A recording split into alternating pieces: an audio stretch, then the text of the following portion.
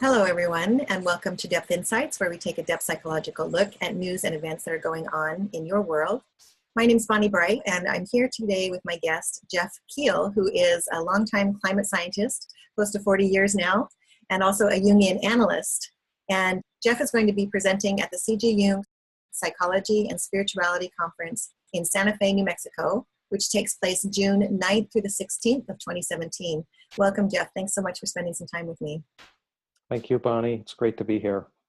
I'm really happy to have you with me. Of course, we have a lot of very similar interests, but I just consistently am amazed at the combination of careers that you have put together, being both a climate scientist for a long time, which is a very different kind of approach to being a Jungian analyst, which allows you to come at the problem and the issues from a very different side of things. Yeah. So, it's kind of a remarkable and very impressive career that you have. I'd love to talk to you a little bit more as we get into it about how that particular combination of careers affects all that you do. Yeah, great. So meanwhile, I wanted to share a little bit about the conference, because this is a really exciting opportunity. It's not something that has been done in the U.S. necessarily in the past. It's happening this year, of course, in Santa Fe. And you're going to be presenting there, as I mentioned, and of course, you'll be talking about this exact topic, which is climate science. And in fact, the title, you could probably say it better than me, but the title of your talk is Reclaiming a Sense of Wholeness Amidst Our Current Environmental Crisis. And you'll be presenting both a morning and an afternoon, so you have a pretty significant chunk of time. Yeah, I'm really excited about it. The theme of this conference is really about reconnecting to our sense of wholeness. And it's a topic that I've been looking at and working on for many years now, especially as how that relates to our connection to nature or the environment around us. Absolutely. This is such powerful work. And I will say, overall, the title of the conference is Nature and Soul, Cultivating a Partnership with the Wholeness of All, which is what you just alluded to. And then the conference itself provides an opportunity to explore the integration of Jungian psychology and spirituality, of course, by means of in-depth lectures by Jungian analysts, also through creative expression, through rituals, and through excursions. And I know that some of the activities that will be going on there, and I'm sure you're highly aware of this as well, is we'll do things like dream tending circles, talking circles, be sharing all of the meals together. Participants will be able to take nature walks. And again, we'll have some rituals, some opportunities for socializing and networking. And then there will be some excursions that actually take participants into both the history of the area with some of the ancestral pueblos that are around, and also some of the artistic communities in Santa Fe, which are really quite exciting and very interesting to visit as well. Yeah, I think one of the unique aspects of this workshop is the whole week is going to be an arc across our sense of wholeness, not just as a community, but in relationship to the land and the history of the place of Santa Fe. Anyone who's been to that area knows it's a very magical land. It has an effect on one when you're present in the Santa Fe and surroundings. So I'm really looking forward to not just presenting my material, but all of the presenters are going to be there throughout the week, interacting and creating this sense of community around the theme of wholeness and nature. Yeah, for me, it just sounds like it's going to be going beyond the regular conference. It's not just going to be lectures where you show up and take notes and then, kind of disappear for the evening or whatever it is. Really sounds like an amazing experience of being able to bring a community together and develop relationships and really not just relationships with the people that are attending, but also relationships with the land, with the history, with the land. Right. And there's a great lineup of speakers, lecturers for the week. So. Absolutely, yes. In fact, Jerome Bernstein, who many people who are watching this will be familiar with his work. He's just such an amazing, incredible thinker and writer, particularly on the topic of the nature-psyche connection. Also, Tom Elsner, Sandra Easter, Monica Wickman, and John Todd, and Hoodie Colbert. Right. Yeah, so that's very exciting. I know that there will be probably some other recognizable names and attendees who are there because they are able to able and wanting to attend and to be part of this particular topic, which is so powerful. So let's get into that a little bit. It'd be really great to hear a bit about what you're going to be presenting. Maybe you can give us just kind of an outline and some highlights to tease us a little bit. Before we do that, Jeff, actually, I'd love to read your bio so that we have that here for those who aren't as familiar with your work. So I'll do that now. Jeffrey Kiehl is a diplomat, Jungian analyst in Santa Cruz, California. He's also an adjunct professor at the University of California, Santa Cruz, and a senior climate scientist at the National Center for Atmospheric Research. He holds a master's degree in psychology and is a senior training analyst at the C.G. Jung Institute of Colorado and the Interregional Society of Jungian Analysts. He is the author of the recently published book, Facing Climate Change, An Integrated Path to the Future, which provides a Jungian phenomenological perspective on climate change. Originally trained as a PhD climate scientist, Jeffrey returned to school to get an MA in psychology from Regis University. He completed his analyst training with the Interregional Society of Jungian Analysts and is a senior diplomat analyst with the C.G. Jung Institute of Colorado, the Interregional Society of Jungian Analysts, and the International Association of Analytical Psychology. And Jeffrey has given workshops and lectures on Jungian topics around the United States, including teaching a workshop at Esalen Institute in Big Sur, California, of course. So Jeff, I know you probably have to sit through the reading of this on a pretty regular basis. I know you've been doing a lot of interviews and you've always been so accessible and willing to talk about your work, which again, I just believe is so absolutely important. And for me, of course, having that depth psychological approach or Jungian perspective on things is really such a critical piece of it. I just don't see how we can possibly talk about the climate crisis without looking at it from that perspective, and you do that so beautifully. Maybe you can start off by just sharing a little bit about how your work, both as a climate scientist and a Jungian analyst, converge when you begin to address this material. Yeah, well, I think it goes back to sort of how it converged with me personally in my life. Working as a climate scientist, one becomes extremely and acutely aware of what we're doing to the planet and the implications of what's happening, not just now, but especially what's going to unfold in the future if we continue on this path of burning fossil fuels. And as you said, the depth psychological lens provides a really unique perspective on that issue. Traditionally, this problem has been approached through looking at it as a economic problem, as a energy resource problem, as a technological problem. All of those are important, but when it really comes down to the most fundamental causes of why we're mistreating this planet, it has to do with psyche. You know, this goes back to Jung's statement around the world hangs by a thin thread, and that thin thread is the psyche of man. So unless we understand psyche, we really are not going to understand the cause of our disconnection from the natural world and our mistreatment of the natural world. And so for me, the combination of being a scientist that looks at the facts and the physics of what's happening in the world, the science of that issue, merging that or marrying that with an exploration of psyche and the depths of psyche, provide me with a way of seeing this problem in a very different way than the traditional, technological, purely scientific, purely rational approach to the problem. Yeah. So what's interested me is how do I bring that understanding out into the world? How can we bring depth psychology into the conversation that's constantly going on around the degradation of the environment?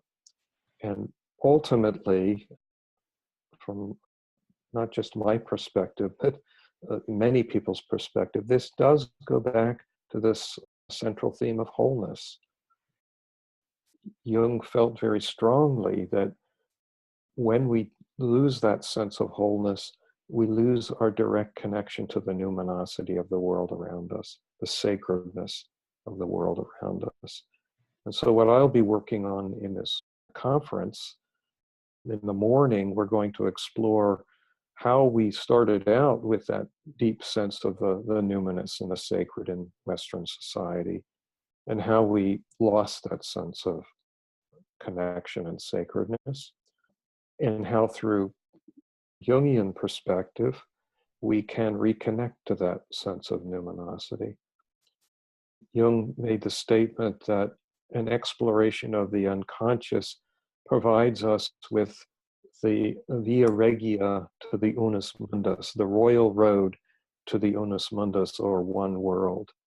And the two areas that I really want us to explore during the day I'll be teaching are the two concepts, unus mundus and anima mundi, the one world and the soul of the world, or the world's soul. I think it's essential that we rediscover our personal connection to those two concepts, not just experience them, not just, cognitively think about them. Right. And so the second part of the day that I'll be teaching will be around experiential work that will drop us down into that experience of the unus mundus. Yeah. Oh, that's just such powerful stuff. And again, that brings me back to why I'm thinking about this conference as not just a conference, because it will, I think, provide a container in which we can sort of immerse ourselves as participants to be able to actually drop into that deep mystery that you're talking about. And what's interesting is we all have access to that all the time. Of course we do. It exists, right? The numinous is there. But the problem is that we are not accessing it on a regular basis, most of us. And it's really easy not to be in that space because we get busy and we have things going on, and we have that whole rational part of our brains that you mentioned that is kind of sidetracking us from that experience of wonder and awe that is just going on all the time. And it's really actually kind of frightening when you start to think about some of the symptoms that we're seeing in the world that have emerged because of our lack of focus or lack of awareness or a lack of relationship with that numinous or that sense of wonder that you're alluding to. Can you talk a little bit about how you feel that we can begin to address that? And I know that you have an exercise prepared for the participants as you just that whole experiential piece of things, but on a daily basis, as we go about our lives, what kinds of things might we be looking for that could actually change and provide transformation for us? Yeah, well, I think it's very much doable that we can in any moment reconnect to that deeper sense of numinosity and sacredness that surrounds us. I personally believe that it's always there, it's always present. We just need to remember to connect to it. And so how do we remember that connection? The first step is to slow down. We are so caught up with speed and multitasking and doing so many things so quickly that it's in that state of, if we're in that state of mind, it's very hard to connect to that sense of the numinous that surrounds us. So, this is where the body comes in to play, because we are embodied beings. We are grounded in and surrounded by this felt sense world.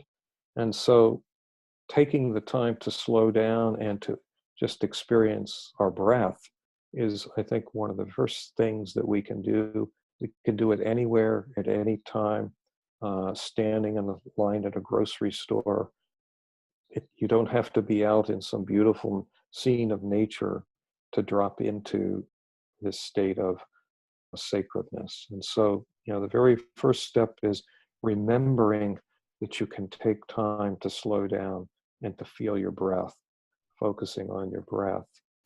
And then in that state of slowing down, it's really focusing your gaze on a particular object, so that you're not, if you actually take time to think about, reflect on how often your vision is moving from one object to another object. It's just like the internal clock, speedy clock. The eyes are following that as well. And so to take just a single object or person and to place your gaze upon that object or person while you're slowing down in your breath, that's the second step of engaging with the numinosity that surrounds us. And then the third step is dropping one's concepts, the labeling. You know, we're constantly labeling what we look at. We're putting all sorts of material, conceptual material around whatever we're looking at. And so to the extent that we can just open ourselves up, open our awareness up to whatever is presenting itself to us, that's the third step in beginning to see the sacredness that's before us. And a lot of this has also to do with our heart, opening our heart up. We tend to be closed off often because we're protecting ourselves from the world around us. I think this has become more so in the last year or so because of all of the things that are going on in the world. And so how do you put yourself in a more vulnerable state where you're actually willing to open up your heart in the moment to whatever is presenting itself to you? That's the fourth and perhaps more difficult state, which is to really place yourself in a state of vulnerability. And it's in that state of vulnerability that you really open up. Your whole body opens up, your senses open up, your mind is dropping the conceptual thought. And in that moment, you're experiencing the numinous, the sacred. Yeah, yeah, absolutely. It makes so much sense. And I think that you're right. That last step, the opening of the heart and the allowing oneself to be vulnerable, is often where we where the process sort of stops short. And so it's so important to do those other steps that you mentioned first. I think that it is a pathway, as you just mentioned. Mm-hmm. It's a way of, if you put one foot in front of the other and do each of those things, I think that last piece does tend to happen kind of more naturally. And it also happens, by the way, in my experience, in community. So it's really nice to be surrounded with other people who are also desiring and intending the same kind of outcome and experience. And that's very helpful. So again, that just kind of takes me back to the idea of the conference. And I'm just, I can see that it has been specifically designed actually to kind of play to each one of those things that you just mentioned. Mm-hmm. And I don't think that you were involved in the design of the conference. No, I was not. and yet I see that because it intentionally allows people to come together, to spend time together, to slow down, to be in that container, to spend time in nature, to be exposed to the arts and to history and to get the ancestors and all of those pieces that are just so critically important. And it is critical. I'm wondering what how you would rate, and this kind of comes back to the judging, which you just said not to do, but it just seems really critical to me that some of us start taking action now around these things, because I'm thinking about something that Thomas Berry said, who was a tremendous theologian and geologian, and he did say that his biggest concern, particularly in his later years, right before he passed away a few years ago, was that he's witnessing and thinks that maybe we are witnessing the death of birth. In other words, he was saying that there are these cycles of death and rebirth that are very archetypal and natural, and they go on all the time in nature and in the world, and it's a part of life in the cosmos. But because of the human factor, how we have inserted ourselves into the cycles of things, we are actually creating such a huge difference that it may break the cycle itself, so that rebirth no longer.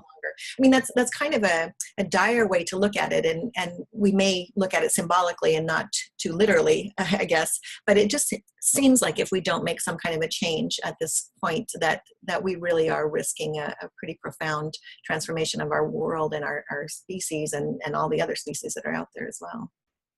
Yeah, I think that's true, that we are distracting ourselves from transformation. From my perspective, that's really what we're doing with much of the things that we create now. is we're trying to stay away from, I think he called it the great turning, that we have to go through this transformation of consciousness to step into the new world, which is recognition of the soul of the world. And unfortunately, we're creating so many things to distract us from that work that it's putting us in peril. One symptom of that is climate change. But there are many symptoms of avoiding the work to enter the transformation. Yeah. So this workshop, I mean, the purpose of this workshop, I view it as it's to create a container, a temenos, a sacred space where those that come can continue to do the work. One of the fundamentally important aspects of Jung's view of psyche is there's a collective unconscious that connects all beings together. So to the extent that individuals alone or in small groups are doing the work through the collective unconscious, that work is connected. It propagates through the cosmos. And however fantastical that seems, I believe that that's how we are connected. That is Jung had this idea of cosmic affinities, and that's a manifestation of cosmic affinity. That group down in Santa Fe in June is going to be doing work for the group, but they're going to be doing work for the cosmos. Mm-hmm. I absolutely agree, 2000%. Wonderful. Yeah. Well, thank you so much, Jeff, for spending some time with me today. I've been speaking with Jeff Kiehl, who is the author of Facing Climate Change, who is a climate scientist and also a Jungian analyst. And of course, we've been discussing his upcoming presentation at the C.G. Jung Psychology and Spirituality Conference, which takes place June 9th through the 16th, 2017 in Santa Fe. And you can find out more about that conference at jungconference.org. You can probably also Google that and just Google the Jung Psychology and Spirituality Conference in Santa Fe. And of course, you can find out more about Jeff on his website, which is jtkiehl, KIEHL.com. Thanks for spending some time with me today, Jeff. Thank you, Bonnie. It's always great to have a conversation with you. You've been listening to Depth Insights with host Bonnie Bright. For more information, visit www.depthinsights.com or depthpsychologyalliance.com.